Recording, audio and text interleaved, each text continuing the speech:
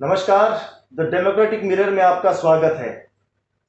आने वाला साल 2022 चुनावी साल है, क्योंकि 2022 में पंजाब, उत्तर प्रदेश, उत्तराखंड और गोवा जैसे राज्यों में चुनाव होने वाले हैं। इस वक्त हम हैं पंजाब में। पंजाब में भारतीय राष्ट्रीय कांग्रेस सत्ता में है और आम आदमी पार्टी विपक्ष में। इस वक्त हम पंजाब की डेराबस्सी विधानसभा में हैं, जो चंडीगढ़ के बिल्कुल लगी हुई विधानसभा है। डेराबस्सी के तमाम चुनावी मुद्दों पर और पंजाब की राजनीति के बारे में बात करने के लिए हमारे साथ हैं भारतीय युवा कांग्रेस के राष्ट्रीय प्रवक्ता और पंजाब यूथ कांग्रेस के महासचिव श्री अमित बाबा सैनी। अमित जी, आपका बहुत बहुत स्वागत है। धन्यवाद राजीव जी। अमित जी, आने वाला चुनाव कांग्रेस अपने से लड़ रही है या फिर उसका मुकाबला आम आदमी पार्टी, बीजेपी या फिर शिरोमणि अकाली दल से है? राजीव जी, इस सवाल में जो आप पूछना चाह रहे हैं, यदि ये कहा जाए कि कांग्रेस में सब कुछ ठीक नहीं है तो वो गलत होगा। सभी पार्टियों में, विशेषतः जब सत्ता में जो पार्टी रहती है, तो थोड़े बहुत आंतरिक मतभेद स्वाभाविक हैं। उसी तरह से कुछ मतभेद कांग्रेस पार्टी के शीर्ष नेतृत्व में पंजाब इकाई में चल रहे हैं। पर जनता में कोई नेगेटिव मैसेज तो जा सकता है इस चीज का? देखिए, नेगेटिव मैसेज तब रहता है यदि हम इस लड़ाई को जनता में लेकर जाते हैं। ये पार्टी प्लेटफॉर्म के ऊपर एक अनुशासन के अधीन विचारों का मतभेद है। कांग्रेस एक लोकतांत्रिक पार्टी है, जिसके चलते लोकतंत्र की मूल जो उसके मूल्यों को जीवित रखा गया है। कुछ लोगों को, बड़े नेताओं से अगर कुछ शिकायत थी, उन्होंने पार्टी हाईकमान, आला कमान तक अपनी आवाज उठाई। आला कमान ने एक 3 मेंबर कमेटी गठित की, सबकी बातों को सुना गया और बहुत जल्दी पार्टी इस पर इस पूरे उसको सेटल कर देगी और चुनाव में सभी नेता, वर्कर से लेकर लीडर तक, सभी एकजुट होकर चुनाव लड़ेंगे और जीतेंगे। पंजाब में आज के समय बिजली का मुद्दा बहुत गर्म है, चाहे बिजली कटौती हो, चाहे हाई टैरिफ हो। और आम आदमी पार्टी, दिल्ली के मुख्यमंत्री केजरीवाल ने भी चंडीगढ़ में आकर इस मुद्दे को बहुत हवा दी है। आपको नहीं लगता कि ये मुद्दा आने वाले टाइम में कांग्रेस के लिए कुछ नुकसानदेह हो सकता है? देखिए, पंजाब में बिजली का मुद्दा वाकई बहुत संवेदनशील मुद्दा है, इसको इग्नोर नहीं किया जा सकता। पर इस मुद्दे का पूर्णतः राजनीतिकरण कर देना भी मैं समझता हूं गलत है। पंजाब में जो थर्मल पावर प्लांट लगे, उन पर जो पावर परचेज एग्रीमेंट पूर्व पंजाब की जो सरकार थी, भाजपा और अकाली दल की गठबंधन की सरकार थी, जिसमें सुखबीर बादल, प्रकाश सिंह बादल, मेनली बादल परिवार की नुमाइंदगी में चल रही थी, उन्होंने जो पावर परचेज एग्रीमेंट किए, जिसमें सरकार को बांध दिया गया, जिसके चलते आज इतनी महंगी, मेरा ख्याल है हिंदुस्तान में सबसे महंगी बिजली पंजाब प्रदेश में बिक रही थी। उसके बावजूद जो लगातार जनता की ज्यादा बिल आने की डिमांड थी, कांग्रेस पार्टी बहुत देर से, कांग्रेस में अलग अलग नेता इस बात को उठा रहे हैं। राज्यसभा सांसद प्रताप बाजवा ने लगभग 2.5 साल पहले यह मुद्दा उठाया था। अभी तत्कालीन नवजोत सिद्धू, पूर्व मंत्री जो पंजाब कैबिनेट के, उन्होंने इस मुद्दे को, बहुत सारे लोग, बड़ी जल्दी इस पर कोई निर्णय होने वाला है। ये एक संवेदनशील मुद्दा है और इस पर पंजाब की जनता को न्याय मिलना जरूरी है। हम इस समय डेराबस्सी में हैं। 1992 के बाद डेराबस्सी कभी भी कांग्रेस के हाथ में नहीं रही, तो एक बहुत लंबा टाइम गैप हो गया। इसके बीच कांग्रेस भी सत्ता में आई, विपक्ष की पार्टियां भी आई, पर कांग्रेस आज कहीं नहीं दिख रही। तो इतने सालों में ये जो कांग्रेस की हालत हुई है, इसका पीछे क्या कारण हो सकता है?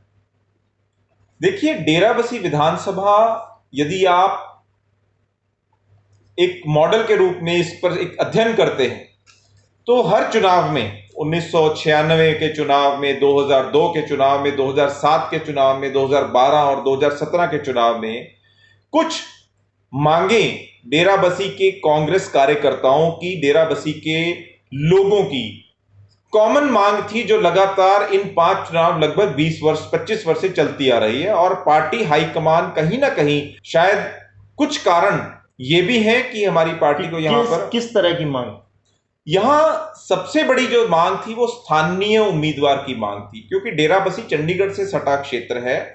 जब चंडीगढ़ बना, पूर्व में ये बहुत पंजाब का एक दूसरा छोर, दूसरा कोना है, हरियाणा से बॉर्डरिंग स्टेट कॉन्स्टिट्यूएंसी है। हरियाणा पंजाब जब साथ जाते, हमारी बोली भी, हम ना मालवा है, ना माझा है, ना दोआबा है, ये पुआध का रीजन है। तो डेरा बसी पुआध का हर्ट है, दिल है। यहाँ के जो स्थानीय मुद्दे हैं उन्हें यहाँ का स्थानीय व्यक्ति ही समझ सकता है, स्थानीय व्यक्ति ही रिलेट कर सकता है जनता से। तो जो पैराशूट से 300-400 किलोमीटर दूर से यदि पार्टी लाकर कैंडिडेट ड्रॉप करती है, स्थानीय लोग उससे समन्वय नहीं बना पाते, और परिणाम आपके सामने है कि विपक्षी दल, अकाली दल के एक पंच से सफर शुरू करने वाले व्यक्ति, या 2 दफा विधायक चुने जा चुके हैं एनके शर्मा, उनका मूल जो उनकी स्ट्रेंथ है वो स्थानीय होना एक बहुत महत्वपूर्ण मुद्दा है यहाँ का। तो क्या कास्ट फैक्टर भी मायने रखता है डेराबस्सी में, जैसे अभी भी देखा जाता है पंजाब में? देखिए, कास्ट फैक्टर पर ये बड़ा एक मैं कहना चाहता हूं कि पंजाब में हर विधानसभा क्षेत्र में एक अनस्पोकन, अनकही एक कनेक्ट बनता है लोगों का, धर्म, जाति, संप्रदाय। हालांकि जब हम मॉडर्न समय की बात करते हैं, हम इन चीजों से ऊपर उठने के लोगों को प्रेरित करते हैं, पर रूरल भारत में, ग्रामीण भारत में आज भी ये चीजें कहीं ना कहीं है। कांग्रेस पार्टी धर्मनिरपेक्ष पार्टी है, धर्म, जात, इन सब चीजों को कभी प्रोत्साहित नहीं करती।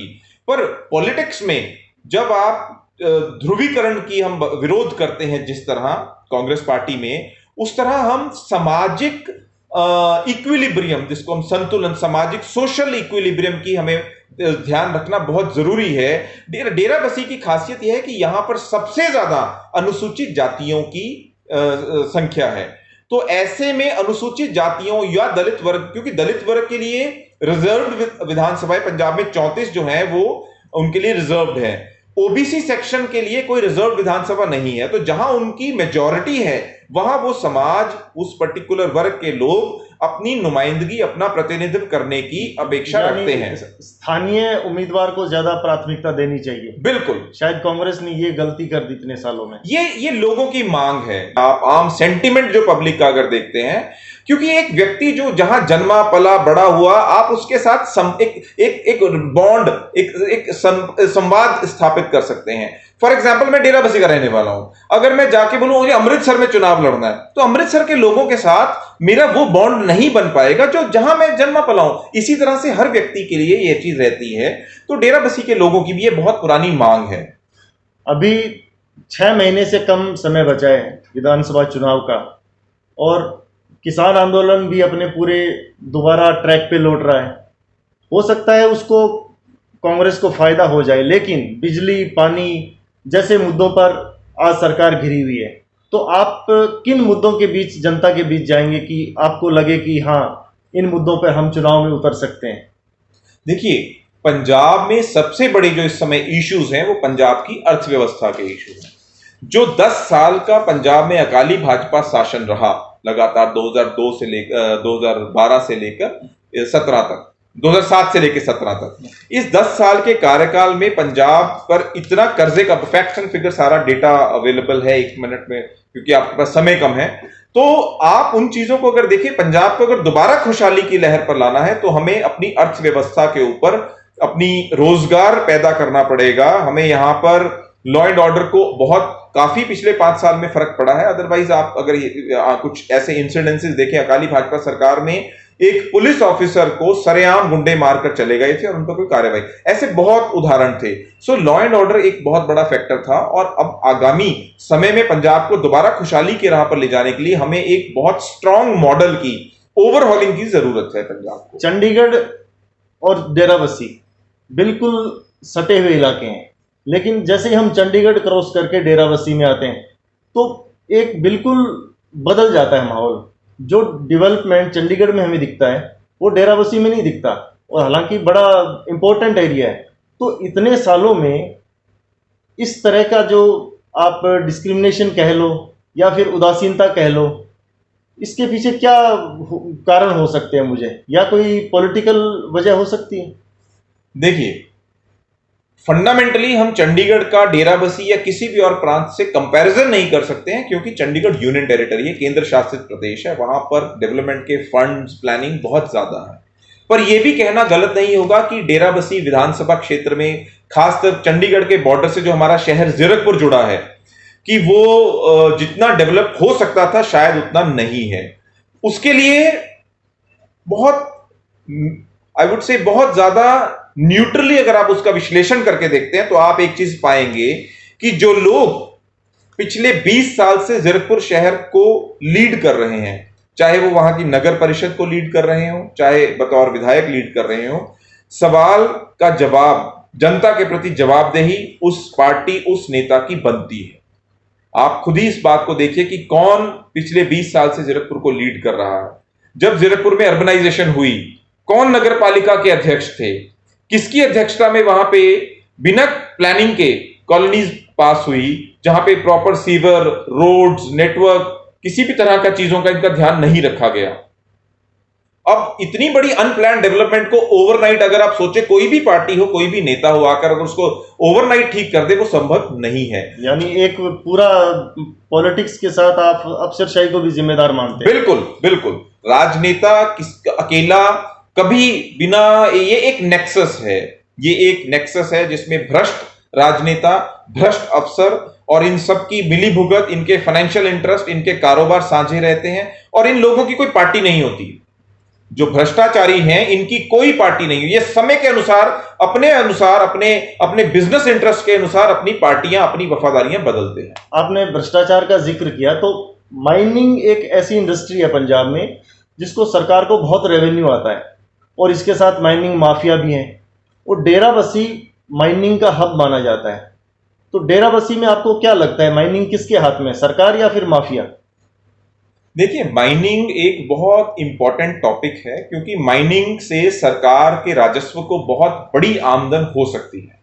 ये बात बहुत बार उठी है कि जब पंजाब में जो रिवर बेसिन है जो हमारे पास है, वो दूसरे राज्यों, उदाहरण स्वरूप तेलंगाना, कर्नाटका, उनके कंपैरेटिवली बहुत ज्यादा है, पर हमसे 1/3 रिवर बेसिन के बावजूद भी उन प्रदेशों में माइनिंग से जो राजस्व है वो 5 गुना, 8 गुना ज्यादा आता है। तो इसका क्या कारण है? तो ये बात हमें माननी होगी कि कहीं ना कहीं पंजाब की माइनिंग पॉलिसी में फ्लॉ है, उसके अंदर सुधार, बदलाव की जरूरत है। रहा सवाल माफिया का, तो माफिया आप सिर्फ इसको डेराबस्सी तक सीमित नहीं कर सकते। मैं पहले भी ये बात कह चुका हूं, माफिया भ्रष्ट राजनेता, भ्रष्ट प्रशासनिक व पुलिस अधिकारी, करप्ट टैक्स चोरी करने वाले व्यापारी, इन लोगों की नेक्सस चलाती है। इस नेक्सस को कोई एक नेता, कोई एक ईमानदार अफसर नहीं तोड़ सकता। इसके लिए जब तक ओवरहॉलिंग नहीं होती, ओवरहॉलिंग कब होगी? जब शीर्ष पदों पर, यानी पूरे सिस्टम बदलने की जरूरत, प्रैक्टिकल तभी है। नहीं तो बयानबाजी राजनीतिक बहुत लोग करते हैं, मैं भी कर सकता हूं बड़ी सुंदर बयानबाजी, पर क्योंकि मैं विश्वास करता हूं एक युवा होने के नाते, एक युवा सोच और युवा राजनीति की, जिसको आम व्यक्ति समझ सके। आप पिछले लंबे समय से 10 साल से भी ज्यादा हो गया आपको यूथ पॉलिटिक्स और लगभग 17 साल मुझे इसमें रहते हुए बड़े सक्रिय हैं, तो क्या इस बार आप चुनाव में अपना दावा पेश करेंगे? जी बिल्कुल करेंगे। मैंने 2017 में भी एप्लीकेशन अपनी पार्टी में दिया था, 2012 में भी दिया था। बट हाँ, मैं ये जरूर आपसे बात करना चाहूंगा, मेरे राजनीतिक सफर की मंजिल या मुकाम कोई चुनाव नहीं है। चुनाव में अपना दावा पेश करना अपनी पार्टी के सामने हर वर्कर का अधिकार रहता है। तो डेराबस्सी विधानसभा क्षेत्र से स्थानीय होने के नाते मैं यहाँ पिछली 5 पुश्तों से, हम लोग, हमारा परिवार यहाँ पर है, समाज सेवा में है और मैं कांग्रेस पार्टी में काम कर रहा हूँ। तो जो पार्टी ने आज तक मुझे जिम्मेवारी दी, मैंने अपनी बेस्ट कैपेबिलिटी से उसको निभाया और अभी आगामी 2022 के चुनाव में मैं अपनी पार्टी आला कमान के सामने अपना दावेदारी जरूर दाखिल करूंगा। जो आला कमान का फैसला होगा हम उसको मंजूर करते हैं। अभी आपने एक पूरे सिस्टम को बदलने की बात कही कि अगर भ्रष्टाचार खत्म करना हो एक पारदर्शिता के लिए, तो अगर डेराबस्सी में आप अपना दावा पेश करते हैं तो आपके हिसाब से कौन से वो इंपॉर्टेंट इश्यू है जिसके सहारे आप डेराबस्सी में वोटर तक जाएंगे, या फिर एक सपना है आपका कि मुझे ये करना है? देखिए राजीव जी, मैं आज 37 साल का हूं। लगभग 12-14 साल की उम्र से बच्चे को होश आ जाती है। तो मैं पिछले 20-22 सालों से इस शहर को, इस एरिया को अपनी आंखों से देख रहा हूं और वही इस एरिया की जो तस्वीर बदली, उसका पीक पीरियड था। तो अक्सर ये सवाल मन में आता था, हम चंडीगढ़ पढ़ने जाते थे बस में लटक के कि यार यहाँ बड़े अच्छे पब्लिक टॉयलेट्स हैं, हमें तो वहां कोई जगह नहीं मिलती है। 16 सेक्टर 32 सेक्टर। हमारे यहाँ पे किसी को हल्की सी भी को तकलीफ हो जाए तो सरकारी दफ्तर एकदम हॉस्पिटल रेफर करता है, 32 में ले जाओ जी, वहां ले जाओ जी। So cutting the story short, मेरा मेरा कुछ बुनियादी सवाल मेरे जहन में अक्सर ठनकते हैं कि चंडीगढ़ की सरहद पर हम हैं, लगभग 2.5 लाख वोटर और 4 लाख पौने 4 लाख के करीब पॉपुलेशन की ये विधानसभा है, उसके बावजूद आज भी हमारे पास एक 100 बेड का अस्पताल नहीं है। जीरकपुर जैसे शहर में जहां हिंदुस्तान के अलग अलग कोनों से, स्टेट से लोग आके सेटल हुए हैं, जो चंडीगढ़ में लोग उठे, चंडीगढ़ में नहीं अफोर्ड कर पाए रहे ना, जीरकपुर आके सेटल हुए। जीरकपुर जैसे शहर जहां पे 167 बूथ हों, जहां पे 2.5 लाख वोटर, 2.25 लाख के करीब लोग आबादी हो, उस शहर में एक बस स्टैंड तक नहीं है। देखिए, हम जब जॉब की बात करते हैं, एम्प्लॉयमेंट जनरेशन की बात करते हैं, तो हमें वोकेशनल इंस्टीट्यूशंस को प्रोग्रेसिव प्रोत्साहन करना पड़ेगा। हम वही आज भी उन्हीं, हमारे बच्चे, आप गांव में जाके किसी को देखे क्या कर रहे हो भैया, बीए कर रहे हैं, उसके बाद क्या करोगे, देखेंगे जी। तब तक बंदे की उम्र ही 25-26 साल होते, घर वाले बोलते शादी करो, उसके बाद वो बेरोजगार नहीं होगा तो और क्या करेगा। यानी एजुकेशन और हेल्थ पे आपका फोकस रहेगा। बुनियादी फोकस यहां पर जो जरूरत है हमारे क्षेत्र में, वो एम्प्लॉयमेंट जनरेशन है, जिसके लिए 10th एक ऐसा सेक्शन है कि 10th क्लास से बच्चों को दिशा होनी जरूरी है। हेल्थ एक इतना बड़ा सेक्टर है कि हेल्थ में बहुत जरूरी एक पब्लिक पॉलिसी होनी चाहिए, आम आदमी तक सरकारी हेल्थ सुविधाएं जितनी होनी चाहिए, मैं ये नहीं कह रहा हूं कि नहीं है, पर जितने व्यापक स्केल पर होनी चाहिए उतनी नहीं है। तीसरा सबसे इंपॉर्टेंट है यहां पर इंफ्रास्ट्रक्चर। इंफ्रास्ट्रक्चर के मामले में हम बाहर हाईवे को देख लेते हैं, बट अगर हम अंदर जाकर के देखें तो आज भी बहुत सारी चीजें हैं जिसमें मुझे नहीं लगता कि कोई बहुत ज्यादा एक्स्ट्रा फंडिंग की जरूरत है, बस नियत और मेहनत की आवश्यकता, एक अच्छी वकालत की जरूरत है। अमित जी, हमसे बात करने के लिए आपका बहुत बहुत धन्यवाद।